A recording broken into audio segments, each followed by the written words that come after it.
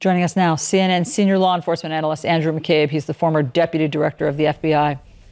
Trump derangement syndrome right there in full technicolor on display for everyone to see. It's just jaw-dropping to listen to these Trump supporters and what they thought they were doing. And the guy who took that video, Andy, is a war correspondent normally, because this is the kind of behavior and foaming at the mouth extremism that you see in war zones rather than the U.S. Capitol. What do you see here? Well, that's exactly right. I mean, Allison, I look at this video and it takes me back to watching the internal security camera video from the raid on our compound in Benghazi, Libya. It's the same thing. It's a crowd that is just drunk on propaganda. They are high on the idea that they are executing some sort of righteous, settling the scores and addressing some deep grievance. They've clearly been radicalized, and it explodes in an orgy of violence and mayhem and just insanity. It's really, it has all of the hallmarks of a riot of extremists who have been pushed to that point because they've been radicalized by a charismatic leader. In this case, that happens to be the President of the United States.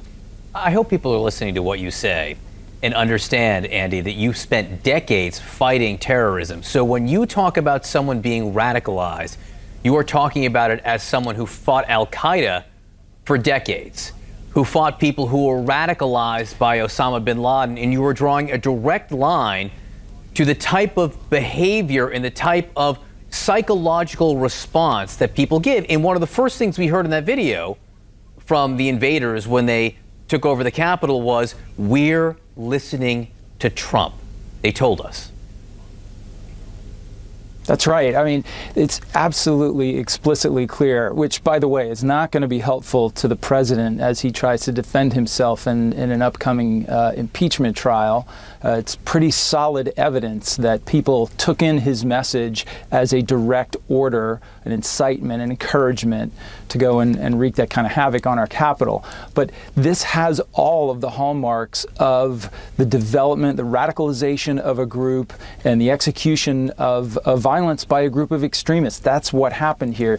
We saw it with Al-Qaeda. We saw it with the Islamic State. You know, how was it the Islamic State was able to encourage normal, everyday Americans, our fellow citizens, to leave their lives, travel to Syria, live in horrific, austere conditions, and put their lives on the line? Because they had been radicalized by a charismatic leader, in that case Abu Bakr al-Baghdadi, and they were prepared to throw everything away in the support of that cause. That's essentially a version of what you're seeing here on the Capitol. It's remarkable. And I should say, John, it doesn't end here. You know, many of these people who have been caught under this spell, you can see in the video, you can see the ecstasy, how satisfied, how they feel like this is a victory. They are going to take that sense of victory and satisfaction back with them to their communities. They're going to share that with their like-minded associates on social media or in person-to-person groups. And this moment, 1/6, is going to continue to be a moment of inspiration and a continuing radicalizing element for that population of right-wing extremists here in this country. Mark my words. Andy, thank you. I mean, it's chilling to hear. We appreciate you helping us understand what we're seeing. I wish we didn't have to get this dose of reality right now, but thank you. Yeah, me as well. Thanks, John.